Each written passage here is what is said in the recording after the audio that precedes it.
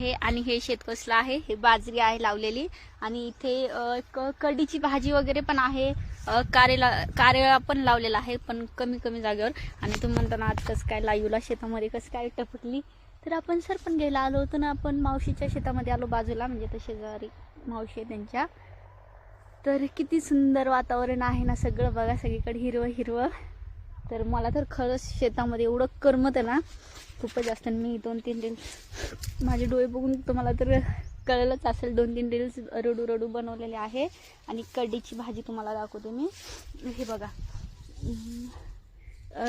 हेला कढीची भाजी म्हणतात मित्रांनो. जे कोणी गावकडले आहे, शेतातले आहे त्यांना तर माहीतच असेल, पण जे कोणी सिटीतले आहेत त्यांना माहीत नसतं. तर ह्याला म्हणतात कढीची भाजी. आणि तांदूळक्याची भाजी, ही बघा, ह्याला म्हणतात तांदूळक्याची भाजी.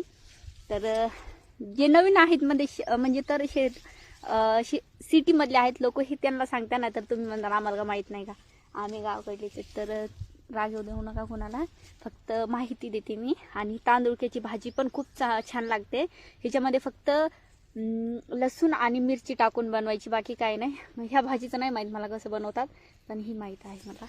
आणि ही